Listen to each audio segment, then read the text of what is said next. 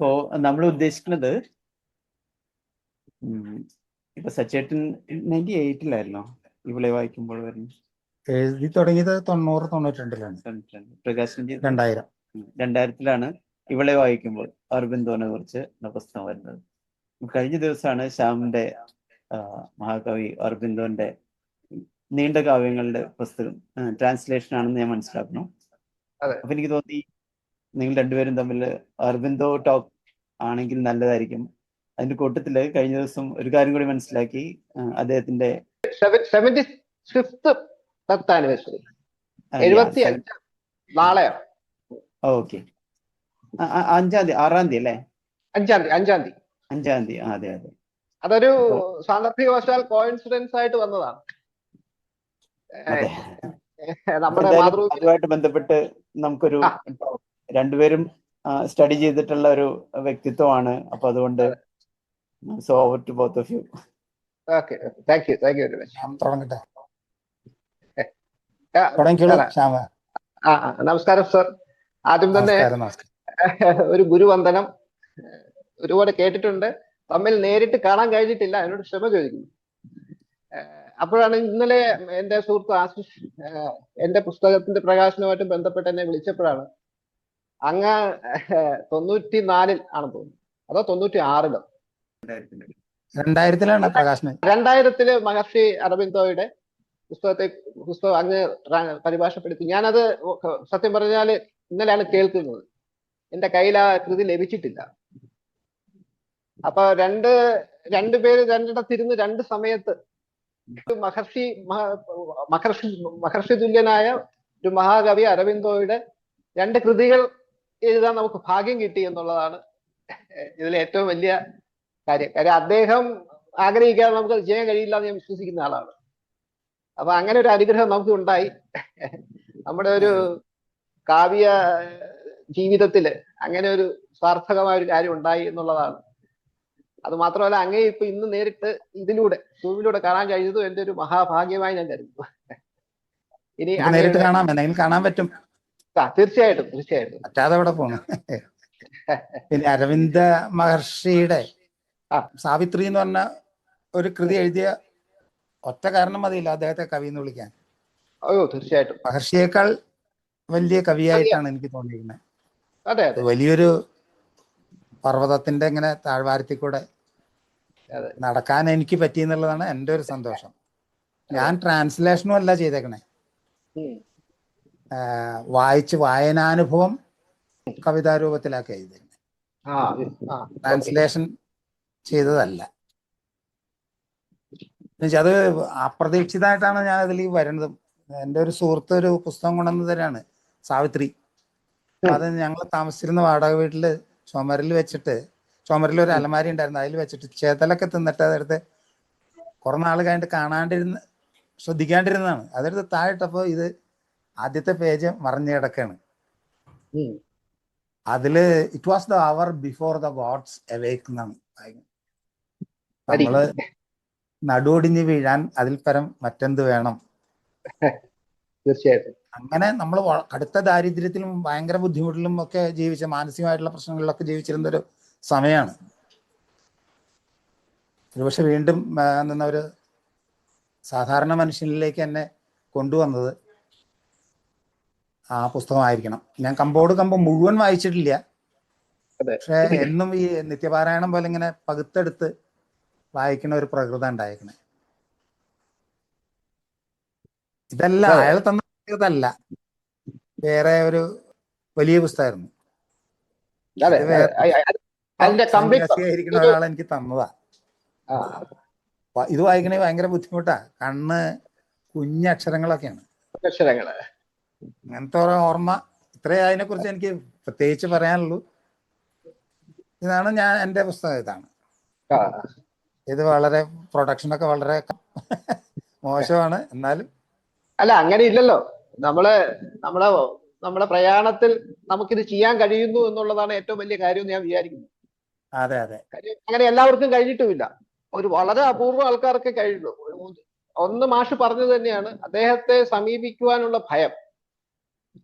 അത്രയ്ക്ക് വലിയൊരു കാവ്യ പ്രപഞ്ചം, അതിലെ ബിംബങ്ങൾ തമ്മിൽ കലഹിക്കുകയാണ്. എനിക്ക് എങ്ങനെയാ തോന്നിയത്, വലിയൊരു അഗ്നിപർവ്വതം പൊട്ടി ഒലിക്കുന്ന പോലെയാണ് ഈ അദ്ദേഹത്തിന്റെ തീർച്ചയായിട്ടും. കഥയെ കുറിച്ച് എനിക്ക് തോന്നിയത്. ഓരോ വരികളിലും അങ്ങോട്ടും ഇങ്ങോട്ടും വരികൾ തമ്മിൽ കലഹിക്കുകയാണ് എന്നൊക്കെ നമുക്ക് പറയാൻ കഴിയുള്ളൂ. അപ്പൊ അല്ല, അത്തരമൊരു അദ്ദേഹം ദൈവത്തോട് കലഹിക്കായിരുന്നു. ദൈവത്തോട് കലഹിച്ചിട്ടാണ് എഴുതിയേക്കണേ. അതെ. അപ്പോ അങ്ങനെയുള്ള ഒരു കവിയുടെ കുറച്ച് നമുക്കൊരു എളിയ ശ്രമം നടത്താൻ കഴിഞ്ഞു എന്നുള്ളതാണ് എന്റെ ഒരു ഏറ്റവും അതെ വലിയ. അതെ അതെ, തീർച്ചയായിട്ടും അതെ. പിന്നെ അതിന് എന്നെ സഹായിച്ച രണ്ട് വ്യക്തിത്വങ്ങളെ എനിക്ക് പറയാതിരിക്കാൻ കഴിയില്ല. ഒന്ന് ശ്രീ വി മധുസൂദനൻ സാർ, നമ്മുടെ കവി. അദ്ദേഹമാണ് എന്നെ ഇതിന് വേണ്ടി പ്രേരിപ്പിച്ചത്. രണ്ടാമത്തെ വ്യക്തിത്വം എന്റെ ഗുരുവും കവിയുമായ ശ്രീ പി രവികുമാറാണ്. ഈ രണ്ടുപേരില്ലായിരുന്നെങ്കിൽ എനിക്കിത് എഴുതാൻ കഴിയില്ല. അപ്പൊ അവരുടെ ഒരു പ്രചോദനവും അവരുടെ ഒരു അനുഗ്രഹവും പിന്നെ ആ ഗുരുവിന്റെ അനുഗ്രഹവും ഇതെല്ലാം കൂടെ ചേർന്നിട്ടാണ് ഇത് എഴുതാൻ കഴിഞ്ഞത്. പിന്നെ നേരത്തെ അങ്ങ് സൂചിപ്പിച്ചതുപോലെ ജീവിതത്തിന്റെ താളപ്പിഴകൾക്കിടയിൽ നമുക്ക് ഭയങ്കരമായ ഒരു ഊർജം നൽകുന്ന ഒരു ആന്തരിക സ്രോതസ് കൂടെയാണ് അദ്ദേഹത്തിന്റെ കവിതകൾ എന്ന് ഞാൻ പറയും. അപ്പൊ പുതിയ കാലത്തെ എഴുത്തുകാരും മാത്രമല്ല വായനക്കാരും ഒക്കെ അദ്ദേഹത്തിലൂടെ മലയാള ഭാഷയിൽ കടന്നു പോകണമെന്നുള്ള ആഗ്രഹവും എനിക്കുണ്ട്. അതിന്റെ ഒരു ശ്രമം എന്നുള്ള നിലയിലാണ് ഞാൻ ഈ പുസ്തകം ഇത് അത് ട്രാൻസ്ലേറ്റ് ചെയ്ത കവിതകള് ഏതിൽ നിന്നുള്ളതാണ്? അദ്ദേഹത്തിന്റെ നീണ്ട കവിതകൾ എന്ന് പറഞ്ഞാൽ അങ്ങനത്തെ പുസ്തകം. അദ്ദേഹത്തിന്റെ സമഗ്ര കംപ്ലീറ്റ് വർക്ക്സ് ഓഫ് അരബിന്ദോ എന്ന് പറഞ്ഞിട്ട് 7-8 വോളിയം ഉണ്ട്. അത് പോണ്ടിച്ചേരിയിലെ അദ്ദേഹത്തിന്റെ ആശ്രമം തന്നെയാണ് അത് പുറത്തിറക്കിയിരിക്കുന്നത്.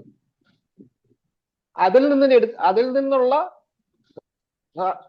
അത്യാവശ്യം നീണ്ട കവിതകളാണ്, വളരെ വളരെ നീണ്ട കവിതകളാണ്, ഒരുപാടുണ്ട്. അതിലേക്ക് നമുക്ക് എത്താൻ കഴിയുന്നില്ല. ഇതൊരു 10-20 പേജൊക്കെ ഉള്ള, അല്ലെങ്കിൽ ഒരു 10-ൽ കൂടുതൽ പേജുള്ള കവിതകളെ ഞാൻ നീണ്ട കവിതകളായി കണ്ടുകൊണ്ട് എഴുതിയെന്നേ ഉള്ളൂ. അങ്ങനെ 14 കവിതകളാണ് രചിച്ചത്. 14 കവിതകൾക്ക് കൂടെ 116 പേജ്. ഇന്നലെയാണ് പരിധിയില് പുസ്തകം പബ്ലിഷ് ചെയ്യപ്പെട്ടത്. അതെ, ഇതാണ് പുസ്തകത്തിന്റെ. അതെ, അങ്ങോട്ടേക്ക് അയച്ചു തരുന്നുണ്ട് ഇന്ന് തന്നെ. കോപ്പി ഒന്നുമില്ല ഇതിന്റെ. നമുക്കതൊന്ന് കടലാസൊക്കെ പൊടിഞ്ഞു പറയി. അല്ല, ആശിഷിന്റെ അടുത്ത് കൂടെ ഞാൻ പറയാണ്, പ്രിന്റ് ചെയ്യാവുന്നതേ ഉള്ളൂ. കാര്യം ഇപ്പോൾ പറയുന്നത് ആത്മീയമായ ഒരു ഉണർവ് പുതിയ കാലത്ത് കുട്ടികൾക്ക് ഇത്തരം കൃതികളോട് താല്പര്യമുണ്ട് എന്നൊരു സവിശേഷത കൂടെ ഇപ്പോഴുണ്ട്. അപ്പൊ ഇപ്പം സ്പിരിച്വൽ പുസ്തകങ്ങൾ ഒരുപാട് വിറ്റഴിക്കപ്പെടുന്നുണ്ട്. അതിന്റെ കൂടെ ഭാഗമായാണ് എനിക്കിപ്പോ ഈ പുസ്തകം പുറത്തിറക്കാൻ കഴിഞ്ഞത്. അപ്പൊ ആ അർത്ഥത്തിൽ നോക്കുമ്പോ അങ്ങയുടെ ഈ പുസ്തകം വീണ്ടും നമുക്കൊന്ന് റീപബ്ലിഷ് ചെയ്യണമെന്ന് എനിക്കിവിടെ ആഗ്രഹമുണ്ട്. അത് നമുക്ക് ഉടൻ തന്നെ സാധിക്കാമെന്ന് ഞാൻ വിചാരിക്കുന്നു. നമുക്ക് ആലോചിക്കാം ആശിഷുമായിട്ട് ബന്ധപ്പെട്ട്. കാര്യം ഇങ്ങനൊരു മഹത് വ്യക്തിയുടെ സാന്നിധ്യം കൂടുതൽ സജീവമാകണം എന്നുകൂടെ എനിക്ക് തോന്നുന്നു. മലയാള കവിതാ മേഖലയിൽ ഇതാണ് എനിക്ക് ഇതിപ്പോ ഈ പുസ്തകം വാങ്ങി വായിച്ച മലയാളത്തിലെ ഒരു വലിയ കവി, ആളുടെ പേരൊന്നും പറയില്ല, എത്രയ്ക്ക് അരസികമായിട്ടാണ് നിങ്ങൾ എഴുതിയേക്കണേന്ന് ചോദിച്ചിട്ടുണ്ട് എന്നോട്. അല്ല, ഞാനത് ചിരിച്ചു. ഞാൻ പറഞ്ഞ രസിക്കുന്ന കുറച്ച് പേരുള്ളൂ, കുറച്ച് പേരെ ഉണ്ടാവുള്ളൂ ഇത് രസിക്കുന്നവര്. പക്ഷെ ഇത് രസിക്കാൻ വേണ്ടി എഴുതിയതും അല്ല, രസിക്കാനല്ലല്ലോ എഴുതുന്നത്. ഇപ്പൊ നേരത്തെ പറഞ്ഞല്ലോ, ഞാന് ദൈവവുമായി മല്ലിട്ടുകൊണ്ട് ഞാൻ ഇത് എഴുതുന്നു എന്ന് പറയുന്നത്. പിന്നെ ഇദ്ദേഹത്തിന്റെ കവിതയുടെ ബേസിക് സാധനം തന്നെ അതിശക്തമായ ആത്മീയമായ ആത്മശക്തിയെ കുറിച്ചാണ് അദ്ദേഹം എല്ലാവരും പറയുന്നത്. ഒരു മനുഷ്യൻ പടവെട്ടി ജീവിതത്തിൽ മുന്നോട്ട് പോകണമെന്നും, ഏതാണ്ട് വിവേകാനന്ദ സ്വാമികളുടെ അദ്ദേഹം വളരെ സ്ട്രെയിറ്റ് ആയിട്ടും സയന്റിഫിക് ആയിട്ടും പറഞ്ഞപ്പോൾ ഇദ്ദേഹം വളരെ പോയറ്റിക് ആയിട്ടും വളരെ പെഡാന്റിക് ആയിട്ടും പറഞ്ഞു. ഈ ഒരു വ്യത്യാസമേ ഉള്ളൂ. മറ്റേത് സ്ട്രെയിറ്റ് ടു ദ ഹാർട്ട്, ഇത് കുറച്ച് ദുർഗ്രഹമാണെന്ന് തോന്നും. സ്ട്രെയിറ്റ് ടു അവർ സോൾ എന്ന് നമുക്ക് വേണമെങ്കിൽ പറയാം. ഇതിനെ കുറിച്ച് ഒരു കഥ പോലെ, കഥയല്ല സത്യമാണെന്ന് കേട്ടിട്ടുണ്ട്. എഴുതിക്കൊണ്ടിരിക്കുക ഇങ്ങനെ ഒരാൾ പറഞ്ഞു കൊടുക്കായിരുന്നു, എഴുതായിരുന്നു അത്രേ. അങ്ങനെ ഓരോ തവണയും മറ്റേ ആള് ചോദിച്ചു, തീർന്നോന്ന് ചോദിക്കുന്നു. സാവിത്രി എഴുതുമ്പോഴേ, സാവിത്രി എന്ന് പറഞ്ഞാൽ അപ്പൊ അങ്ങനെയൊന്നുമില്ല, അതങ്ങനെ കുറെ കാലം നീണ്ടുപോയിട്ട് അവസാനം തീർന്നു എന്ന് പറഞ്ഞു. ഒരാഴ്ചക്കുള്ളിൽ ഇദ്ദേഹം മരിച്ചു എന്നാണ് ആ കഥ കേട്ടേക്കുന്നത്. ഇത് എഴുതാൻ വേണ്ടി ജീവിച്ചിരുന്ന പോലെ. എന്നുള്ളതാണ് അതിലെ അദ്ദേഹത്തിന്റെ ഈ പുസ്തകത്തിൽ ഞാനൊരു ഇൻട്രൊഡക്ഷൻ, എന്റെ കവിത എന്ന് പറഞ്ഞിട്ട് അദ്ദേഹം എഴുതിയ ഒരു ചെറിയ ഒരു കുറിപ്പ് കൊടുത്തിട്ടുണ്ട്.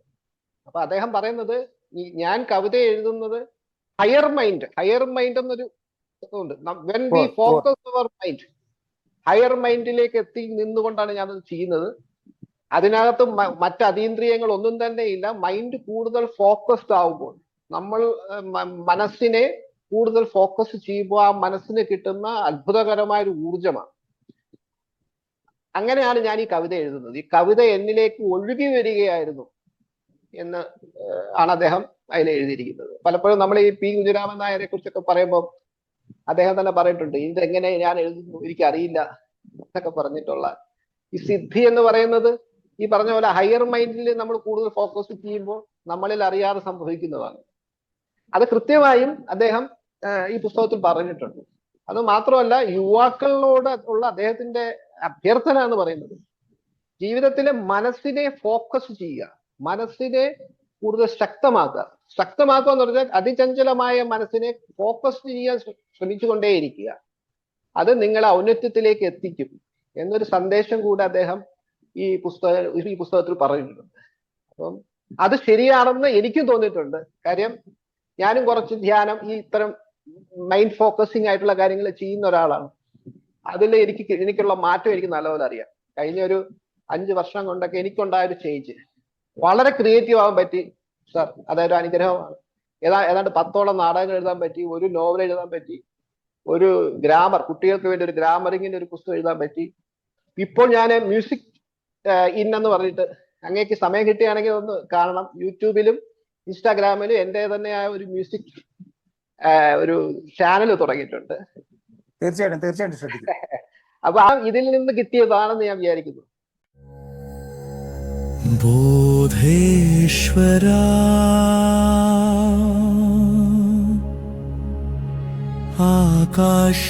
ആകാശമായി നിറഞ്ഞു നിന്നു ഞാനെന്ന പർവ്വതത്തെ നീ ആശ്ലേഷിക്കുന്നു.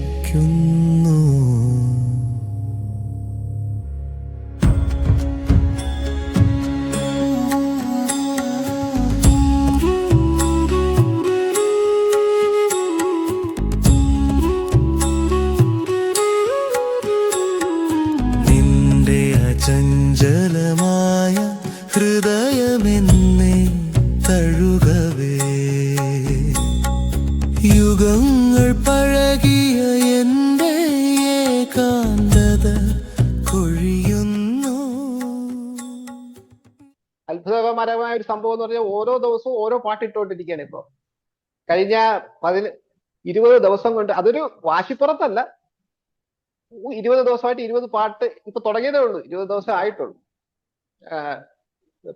ഓരോ ദിവസവും ഓരോ പാട്ട് ചെയ്യാനുള്ള ഒരു ശ്രമം നടത്തിക്കൊണ്ടിരിക്കുകയാണ്. അപ്പൊ ഇതെല്ലാം നമുക്ക് കിട്ടുന്നത് ഇദ്ദേഹത്തിന്റെ പുസ്തകങ്ങളിലൂടെ എനിക്ക് പോകാൻ കഴിഞ്ഞതും ആ ഒരു ആത്മീയ സാധന. നമ്മൾ പലപ്പോഴും ഈ സ്പിരിച്വാലിറ്റിയെ ദൈവങ്ങളുമായിട്ട് കൂട്ടിക്കെട്ടുന്നിടത്തുള്ള പ്രശ്നങ്ങളുണ്ട്.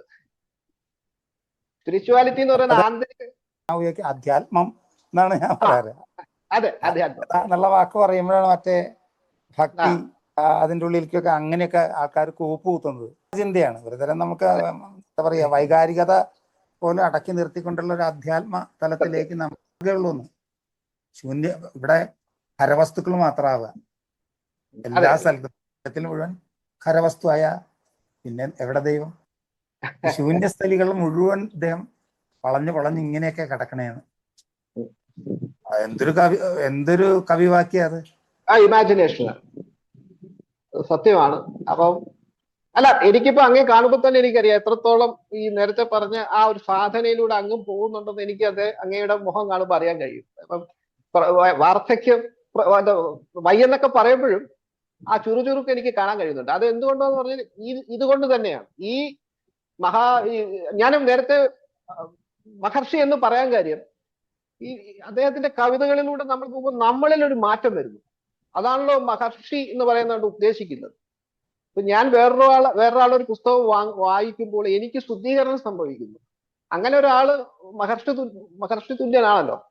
എല്ലാവരുടെ പുസ്തകം വായിക്കുമ്പോൾ നമുക്കത് കിട്ടാറില്ല. പലപ്പോഴും പല പുസ്തകങ്ങൾ വായിച്ചു തീരുമ്പോൾ നമ്മൾ കൂടുതൽ അരാജകത്വത്തിലേക്കാണ്. ഇത് നേരെ തിരിച്ചാണ്. അപ്പൊ ആ അർത്ഥത്തിലാണ് ഞാൻ പറഞ്ഞത്. ഇദ്ദേഹത്തിലൂടെ കടന്നു പോകാൻ കഴിഞ്ഞതാണ് നമ്മളുടെ തന്നെ ആന്തരിക ചേതനയ്ക്കുണ്ടായ മാറ്റത്തിനുള്ള ഏറ്റവും പ്രധാന കാര്യം. ഇപ്പൊ എന്റെ സുഹൃത്തുക്കൾ തന്നെ ചോദിക്കാറുണ്ട്, നിനക്ക് ഇതെങ്ങനെ ഇത്രയും ക്രിയേറ്റീവ് ആവാൻ കഴിയുന്നുണ്ട്?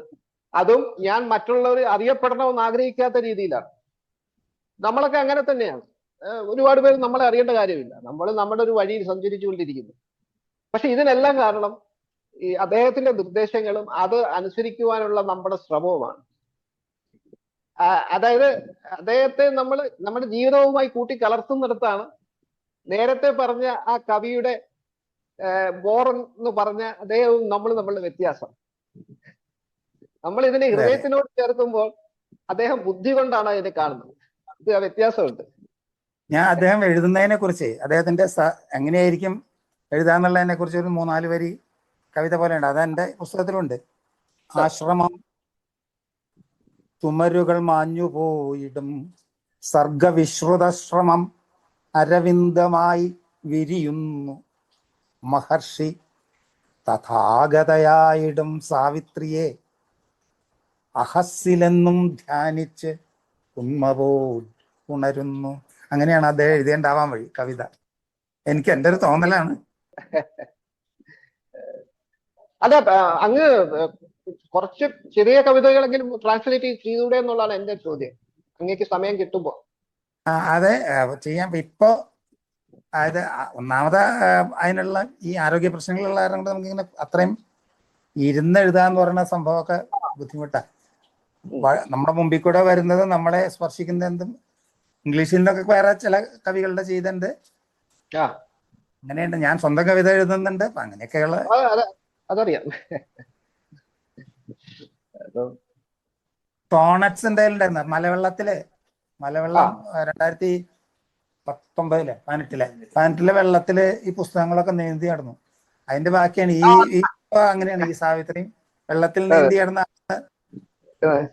ചെന്ന് തിരിച്ചു പിടിച്ചു കൊണ്ടുവന്നതാണ് ഈ പുസ്തകം. ആകെ നനഞ്ഞ് വളരെ ആയി. എന്നിട്ട് അത് വായിക്കാൻ പറ്റുന്നുണ്ട്. അപ്പൊ ഞാൻ ഇതിലെ ഏറ്റവും അവസാനത്തെ കവിത, അവസാനം എന്നാണ് കവിതയുടെ പേര്. അതിലൊരു രണ്ട് മൂന്ന് വരി വായിക്കാം. തീർച്ചയായിട്ടും. നമ്മൾ ഇതുവരെ ഉണ്ടായിരുന്നതിന്റെയും ചെയ്തതിന്റെയും സ്വപ്നം കണ്ടതിന്റെയും ഉറങ്ങിയതിന്റെയും അവസാനമാണോ ഇത്? നാം ഓർമ്മിക്കപ്പെടാതെ പോകും. നമ്മുടെ പേര് ഓർത്തെടുക്കാനാകാതെ പോകും. നമ്മുടെ രൂപം ലോകവിസ്മൃതിയിൽ ലയിക്കും. ബന്ധങ്ങൾ കാലക്കേടിൽ അസ്തമിക്കും. ബന്ധനങ്ങൾ ദേശക്കോണിൽ എരിഞ്ഞില്ലാതാകും. അതാണോ അവസാനം?